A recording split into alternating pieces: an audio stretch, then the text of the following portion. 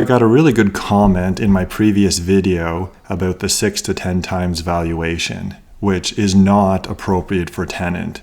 I was rushing a bit to finish up that video and I really didn't articulate myself well. So I thought I'd build upon that comment and try and make a video on what is Tenet worth. Now, I'm certainly not going to come to an answer, but I do present some possibilities. So this was the comment from Eagleman, and I certainly will agree that 6 to 10 would not be true for Tenet. It doesn't grow fast enough, well over 100%. Its margins are brutal, and it doesn't have tons of cash. If it did have lots of cash, was growing 100 to 200% per year, then I don't think the comment is totally crazy.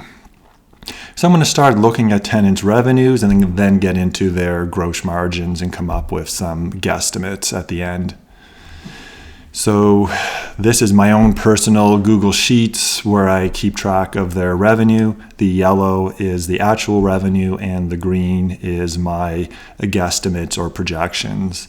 I feel reasonably confident with the 65 million. I'll go into that in a second. The 78 I think is probably a bit high. And I'd probably guess that they might come in maybe 205 or so, a little bit below their current estimates. Okay? But hopefully they can hit the 78. So the 65 and 78 come from, and this is a repeat of 2 videos ago, if they didn't have the shutdowns in China and you average out their weekly revenue over the weeks that they were closed, you get to about $58 million for the quarter using the $4.5 million that they did earn in the quarter for the 5 or 6 weeks that they're open. And I go through in 2 videos ago, I strip out the 10 million that they got from one event to do the averaging. So if they can increase that a bit to 5 million per week, that'll give them 65 million. And that's not a ton of growth. I think that's fairly doable. To get to the 78 million, they have to hit $6 million per week of revenue. So that's where I think this number might be a little bit high. Okay. But regardless, we're looking at close to a doubling in revenue, whether it's a 5 or 10 million, either way off the 210. So the revenue is doubling year over year. If you go back to 2019 and you compare it to 2018, it was over 600%.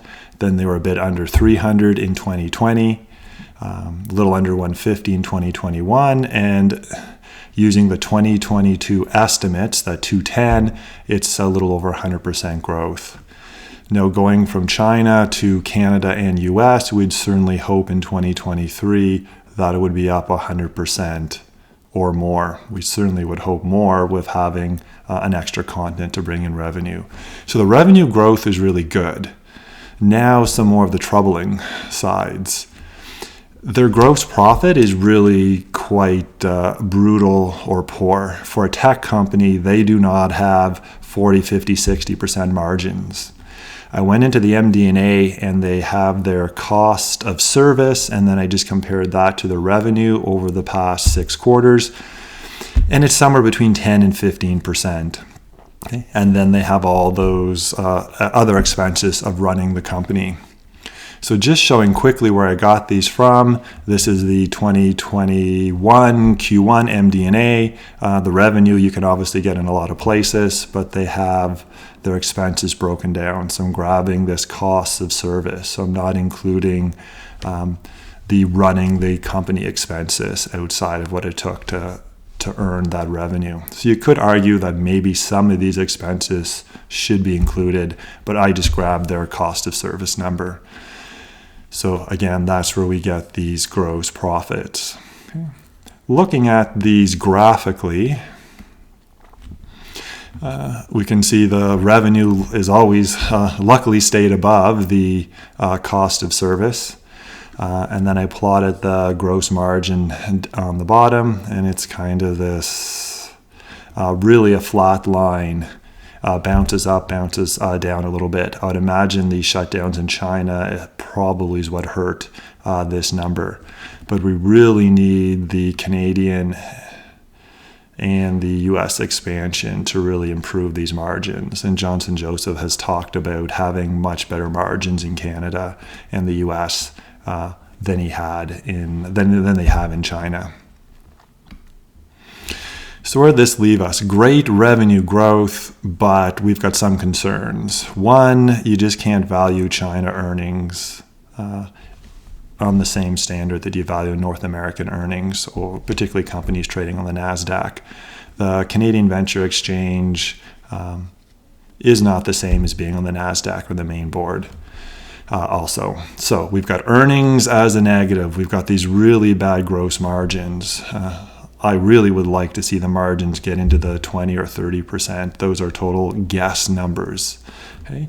My biggest problem in trying to value this company is absolutely no visibility on Canada and US revenue. That's just going to take some time to see how it ramps up. And then the current big strike, I really can't value the company right now because there's a total lack of cash. So all the numbers I'm going to show on the next slide are assuming they do the prospectus, they raise some money, and this needs to go away. If this is an overhang, they're just in deep trouble. They say they've got 3 months of cash. So if they don't raise it, I don't know what they do, but I won't even mention some bad possibilities. So here are my sort of guesstimate considerations. So using 2022 revenue, using projected revenue for the rest of the year, I rounded it down to 20 million. If you use a 2 times revenue number, low end of what Eagleman was mentioning, I certainly would agree it's a good place to start. 40 million is double revenue, including the dilution. I use 30 million shares with 30 million extra diluted shares plus the 100 million they have already. This is not a diluted number, it's with a prospectus. And I get to about a double from 150, but we've fallen down from that.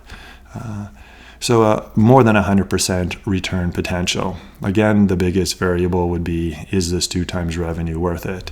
If you kind of look maybe a bit more on the negative end of a floor, when does this really start to get cheap? Assuming they raise money and take away running out of money or bankruptcy concerns. At 1 times revenue, 200 million divided by that same 30 million of extra shares, you get $1.50. And it's kind of bounced above and below this. If the shares fall to the 75, 80 cents-ish area, we're down to half revenue. And then as long as bankruptcy is off the table, if the balance sheet's strong, I think you can almost buy pretty aggressively.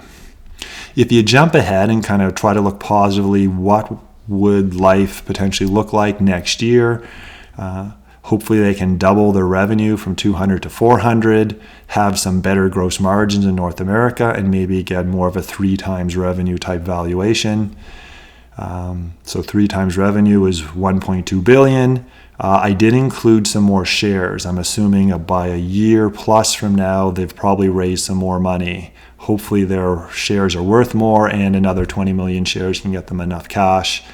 And then you get to kind of the numbers we're hoping for, $8 per share, okay, which isn't crazy. I'm not using 5 or something times revenue. A lot of this will hinge on their performance, their execution, and what the economy's like. If we're in a deep recession, then I throw that out the door pretty quickly. Then you're maybe back to the 1 to 2 times revenue if everybody's really pessimistic. So do you have a different price target for this year, next year? What are your thoughts? Do you disagree if my sort of 1 times revenue at the bottom and 3 times at the top? Let me know what you think, and hopefully this helps you get some perspective on what this company might be worth. Again, this is all assuming they raise the money and take running out of cash off the table. Hope you enjoyed this. Please like or comment and subscribe if you like the videos I'm making.